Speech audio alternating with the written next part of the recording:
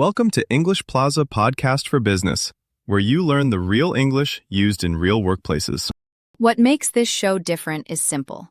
Our dialogues sound like real offices, with speakers from different backgrounds and accents: American, British, Indian, and more. Because that is how work really sounds now. One meeting, 3 accents, 5 opinions, and 1 budget problem. You are in a meeting. Someone says the numbers are way over budget, and suddenly everyone is looking at you. Do you stay polite and say nothing? Or do you push back clearly without sounding difficult? And what if the problem is process, not people? That is where the right English really matters. In this episode, you will hear professional English for talking about costs, approvals, and problems that need action. It is useful for budget reviews, finance meetings, project updates, and any conversation where you need to raise a concern, explain a cause, or suggest a tighter process. So let us step into a conference room where 2 colleagues are reviewing an expense report and trying to understand why travel spending has gone off track. Listen for how they stay calm, clear, and practical as they discuss the issue. Fiona, I've gone through the quarterly expense report, and the travel costs are well above forecast, roughly 20% over budget. Yes, I noticed that too. The bulk seems to have come from last-minute bookings and client meetings abroad that weren't planned in Q1. That lines up with what I saw. Some of the trips weren't cleared through finance before the tickets were booked. Understood. The new business development team has been eager to close deals, but they should still route requests properly. Exactly. If we don't tighten that process, we'll keep getting caught off guard in budget reviews. I can implement a rule that any travel over a certain threshold requires written pre-approval from both our departments. That would help a lot. We could also roll out a checklist to make expenses more transparent before reimbursement. Good point. It will make it easier for managers to push back on costs that don't add real value. And if we pair that with monthly variance tracking, we'll spot overruns before they spiral. Agreed. I'll brief my team on the tighter approval procedure and ask them to stick to the revised cap on travel costs. Great. I'll update the budget guidelines accordingly and circulate them to department heads by the end of the week. Perfect. Let's revisit the data next quarter to see how the new process holds up. This feels like a very real conference room moment. Calm, professional, but with a clear budget problem. And notice the tone between them. They sound direct but still cooperative, which is exactly what good workplace problem-solving sounds like. So, at the very beginning of the dialogue, Marcus Lee says, "Fiona, I've gone through the quarterly expense report and the travel costs are well above forecast, roughly 20% over budget." He means he reviewed the report carefully and found that travel spending is much higher than planned. Claire, when you hear "gone through" here, what do you think it means? My first guess is that he sent the report through a system or passed it along to someone else. Not in this case. Gone through means reviewed or examined carefully. In workplace English, people use it a lot for documents, budgets, contracts, and data. I've gone through your draft and added comments. Here, it means I reviewed the document carefully. We went through last month's numbers before the board meeting. That means we checked the figures in detail. Now, well above forecast is a phrase you mostly hear in budgeting, finance, and reporting contexts. It means the real number is higher than the amount the company expected or planned. Our marketing costs were well above forecast in Q2. That means the actual spending was higher than the budget predicted. Sales came in well above forecast this month. In that example, the result is higher than expected, which can be good, but the phrase itself is neutral and just compares the real number with the plan. So Marcus is sounding calm and precise here. He is not guessing. He is talking from the report and using numbers to frame the problem. And that makes his opening feel professional, which naturally leads into how Fiona will respond to the budget issue. Then Fiona Patel says, "Yes, I noticed that too. The bulk seems to have come from last-minute bookings and client meetings abroad that weren't planned in Q1. She is agreeing with the earlier point, and then she identifies where most of the extra cost probably came from. And the phrase "seems to have come from" is nicely careful. She is sounding analytical, not overly certain. The first useful phrase is the bulk. In workplace English, you often hear it in reports, meetings, and budget discussions, when someone wants to describe the largest part of something. Common combinations are the bulk of the cost, the bulk of the work, and the bulk of the problem. For example, the bulk of the cost came from air travel means most of the money was spent on flights. Another example is, the bulk of the work is already done. And that means the biggest part of the project has been finished. It sounds a bit more polished than just saying most of it, which is why people like it in professional conversations. Next, last-minute bookings is a very common phrase in travel, admin, finance, and operations. It means travel reservations made very close to the departure date, and in business, that often suggests higher costs or rushed planning. A manager might say, "We need earlier approval because last-minute bookings are hurting the budget." And that means late travel decisions are increasing costs. You could also write, "Please avoid last-minute bookings unless the client request is urgent." And that tells staff to plan travel earlier whenever possible. One quick language note. Both American and British English use booking, but in American workplaces you may also hear reservation, especially for hotels. And when Fiona mentions meetings abroad that were not planned in Q1, she is linking the spending to planning gaps. Q1 means the first quarter of the year, so this is still a very business-like way to explain an unexpected expense before the team responds. Marcus says, "That lines up with what I saw. Some of the trips weren't cleared through finance before the tickets were booked." This is a very common way to confirm that another person's explanation matches your own information. The phrase lines up with means matches or is consistent with. In a meeting, you might say, "That lines up with the sales data," when someone's comment fits the numbers you have. And what I saw sounds natural and professional here. He is not making it dramatic. He is simply referring to what he noticed in the records or reports. Then the second sentence gets more specific. "Weren't cleared through finance" means the trips did not get finance approval before someone booked the tickets.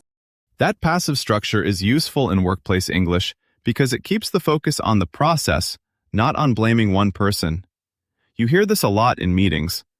"The request wasn't approved," or "The invoice wasn't processed in time." Also, finance here means the finance department or team. In many companies, people shorten department names like that and say things like, "check with legal," or "send it to HR."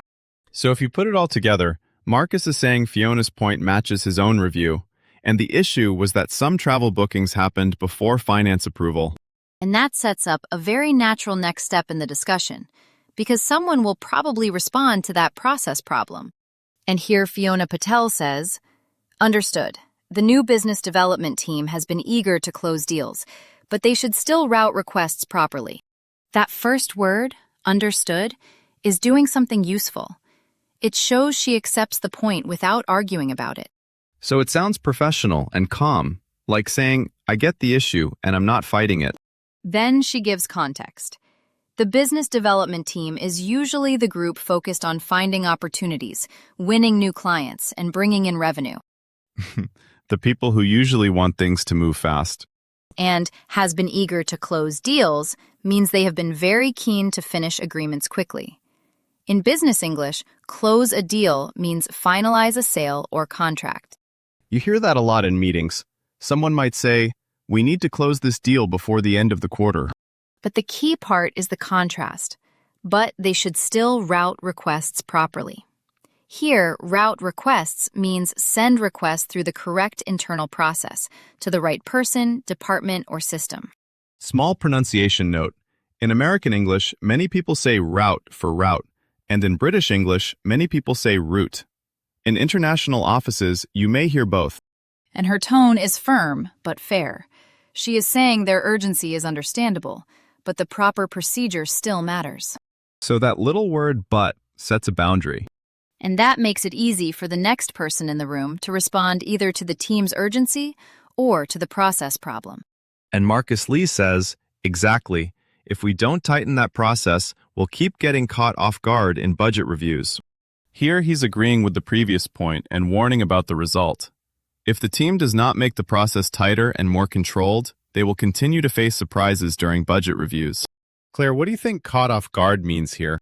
My first guess is that it means someone stops you suddenly and questions you, almost like a real guard checking you before you can continue. Not quite. Caught off guard is an idiom, and it means surprised and not prepared for something. It is not about a literal security guard. So in this sentence, Marcus means the team keeps arriving at those budget review meetings without expecting a problem or without being ready to explain it. For example, we were caught off guard when the CFO asked for last quarter's numbers. That means the team did not expect the question and was not ready with the information. Another example is, the client's legal comments caught us off guard in the final review. That means the comments came as a surprise late in the process. And keep getting makes it clear this is not a one-time surprise. It is a repeated process problem. And now Fiona Patel says, I can implement a rule that any travel over a certain threshold requires written pre-approval from both our departments. Here, she moves from describing the problem to proposing a formal rule, and a certain threshold means a set limit, usually a spending amount. That makes the idea sound very practical. She is talking about a policy people can actually follow, not just a general warning. The key term here is pre-approval. In professional English, you mostly hear it in travel, expenses, purchasing, and budgeting. It means approval given before the trip or expense happens, not after. Common word partners are get pre-approval, require pre-approval, and written pre-approval. That last one is important because it means there is a clear record in an email, form, or company system. For example, all overseas trips over $2,000 need pre-approval from finance. Here, the employee has to get permission before booking the trip. Another example is, please get written pre-approval before adding an extra night to your hotel stay. In that case, the company wants approval first, not an explanation later. In many U.S. workplaces, written pre-approval for travel is common because managers want a clear audit trail and better cost control before money is spent. And requiring approval from both departments makes it sound even more controlled, which is a useful detail as this discussion continues. So Marcus Lee says that would help a lot. We could also roll out a checklist to make expenses more transparent before reimbursement. The first part, that would help a lot, is a supportive response. He is saying the earlier idea sounds useful and practical. And the key phrase here is rollout. In business English, rollout means introduce something new across a team or company, like a new policy, a training program, or a reporting system. Then he suggests a checklist, which sounds very practical. In a real workplace, that could include items like receipts, approval, trip purpose, and the correct budget code. Notice the phrase, make expenses more transparent. Here, transparent means clear and easy to review, not confusing or hidden. That is common finance language. Companies want to see what was spent, why it was spent, and whether it follows policy. And before reimbursement gives the timing, reimbursement means paying an employee back for money they already spent. In British workplaces, people also often say claim expenses, which can be a useful difference to know. So Marcus is building on the previous idea with another process improvement, and that naturally invites the next response. And Fiona Patel responds, good point. It will make it easier for managers to push back on costs that don't add real value. First, good point is a very natural meeting phrase. It shows quick agreement and also signals that the previous idea is useful. It sounds more conversational than just saying, I agree. You're not only agreeing, you're showing respect for the idea. Then the key business phrase is push back on costs. Here, push back on means challenge, resist, or question spending. For example, a manager might push back on a hotel upgrade for a business trip if the cheaper option does the job just as well. And costs that don't add real value means expenses that are not giving a clear business benefit. Maybe they look nice, but they're not really helping the project, the client, or the result. One quick language note. Push back on is very common in American business English. In British workplaces, people also often say challenge or question a cost, although pushback is widely understood too.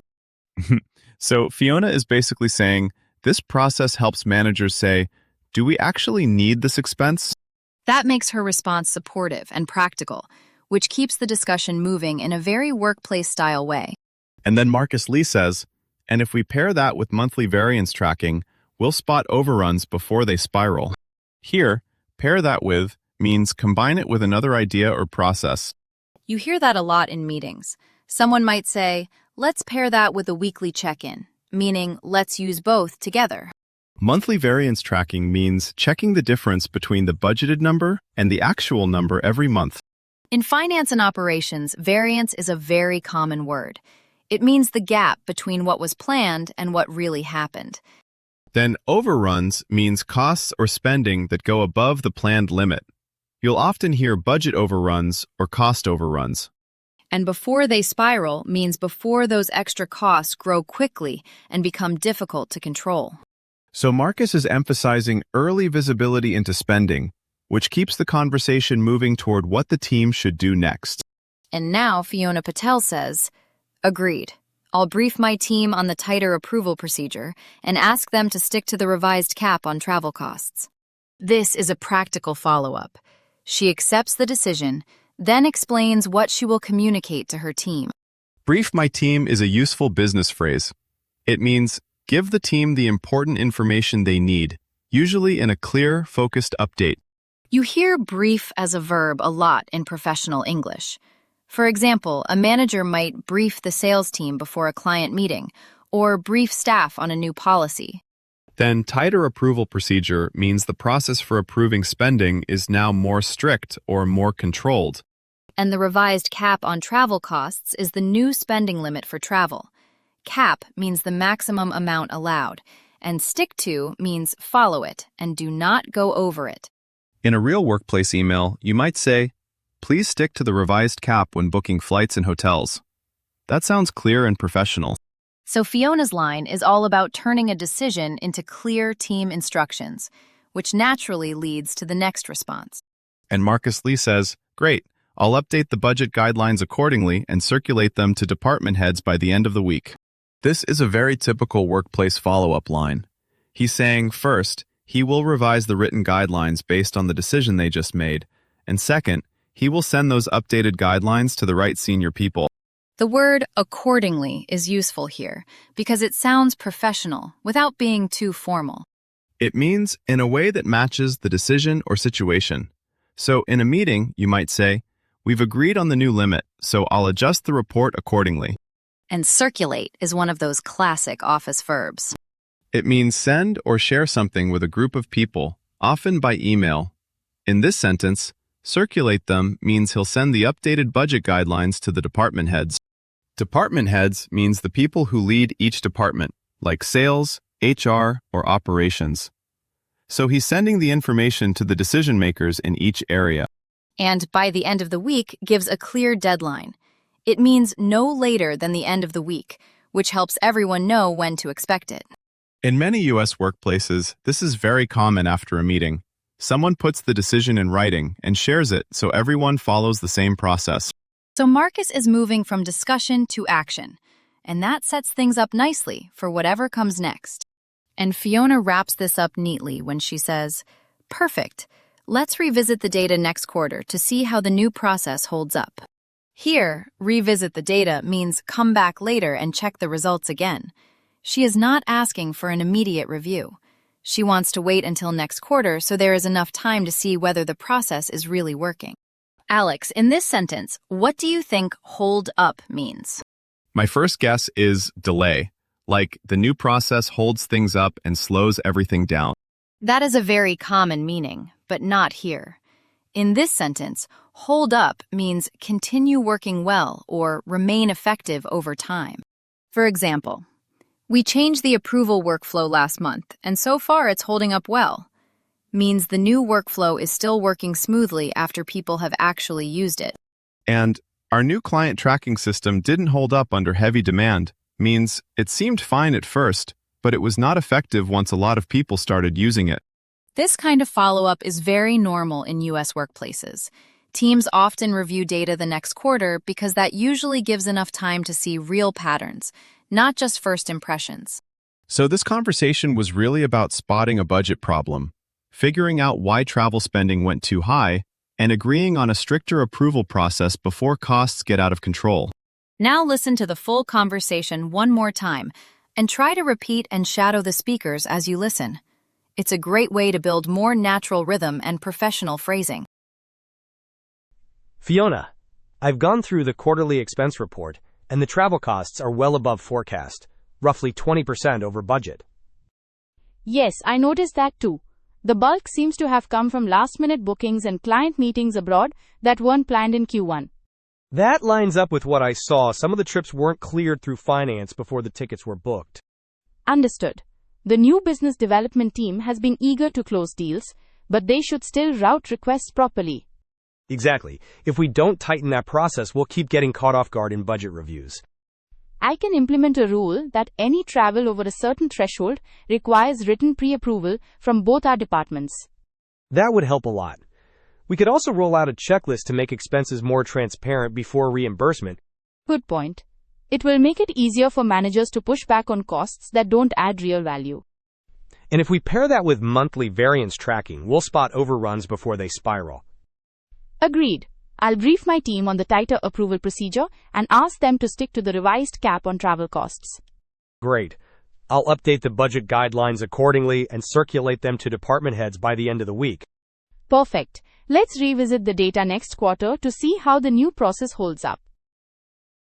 This recap session is short, but there are a few really useful phrases here for budget meetings and follow-up emails. Yes, especially gone through. If you say you have gone through a report, it means you reviewed it carefully, which sounds professional and calm. And that matters because you often need to raise a problem without sounding like you are panicking or blaming the team. I also liked the bulk because it helps you point to the main reason fast. In a meeting, you can say, the bulk of the overspend came from travel. Right, and well above forecast is a strong one too. It tells people the numbers are higher than planned, not just a little bit high. My top pick, though, is pre-approval. In real workplaces, that word is very practical because it makes the process clear before anyone spends money. True, although I would keep caught off guard close by as well. It is useful when a team was surprised and not ready in a budget review. And the ending gave us hold up. When you check a new process next quarter, you can ask whether it is still working well over time. So the bigger lesson is this. Clear budget English helps you explain the cause, suggest a fix, and keep the conversation cooperative. Perfect place to stop the recap session. Now, let's see how many of those phrases you can catch in the quiz. Question 1. In a budget meeting, you want to say that most of the extra travel spend came from 2 causes. What expression can you use for the largest part? The bulk. It means the largest part of something. Example, most of the overspend came from hotels, not flights. Question 2. Your team spent more than the amount predicted in the budget plan. What phrase can you use to describe that? Well above forecast. It means higher than expected in the budget plan. Example, our event costs came in much higher than planned after the client roadshow. Question 3. Travel costs increased because tickets were reserved very close to the departure date. What phrase describes those reservations? Last-minute bookings. It means travel reservations made very near the departure date. In American English, people also often say reservations. Example, airfares jumped because several trips were booked the day before the meetings. Question 4. You carefully reviewed the quarterly expense report before the meeting. What phrasal verb can you use? Gone through. It means reviewed or examined carefully. People often use it when talking about reports, emails, or contracts at work. Example, I checked the report in detail and flagged 2 unusual charges. Question 5. After introducing a new travel approval process, you want to check if it stays effective over the next quarter. What phrasal verb can you use? Hold up. It means remain effective over time. People often use it for plans, systems, or arguments when they want to see if they still work later. Example, Let us review the new policy in 3 months and see if it still works under pressure. Question 6. Your company requires written approval before expensive travel is booked. What word describes that approval given in advance? Pre-approval. It means approval given before an expense or action happens. You will hear it a lot in finance, procurement, and travel policy. Example: any international trip over the limit needs written sign-off before booking. Question 7. In a budget review, unexpected costs surprise the team because nobody was prepared. What idiom describes that feeling? Caught off guard. It means surprised and not prepared for something. People naturally use it when a problem, question, or change hits unexpectedly at work. Example: the team was not ready for the extra invoice, so the meeting became tense very quickly. Nice work if you got most of those. Keep going, and these phrases will sound natural in your next meeting. Well, we made it out of that conference room alive. One budget problem, a few strong opinions, and thankfully, no dramatic spreadsheet showdown. And nobody had to freeze when all eyes were on them. Yeah, that was the key for me. Stay polite, stay clear, and do not make it personal. Exactly. When the issue is process, not people, your English can help the whole conversation stay calm and practical. Claire, what is your one takeaway from this episode? My one takeaway is this: when costs go off track, talk about the process first. Nice. If this episode helped, subscribe to English Plaza Podcast for Business and leave us a quick review. And leave a comment with the vocabulary item you found most useful. And tell us when you will use it, or give us an example sentence with it. Thanks for listening. I am Alex. Keep your language calm, even when the budget is not. I am Claire. Speak clearly, stay professional, and own the room.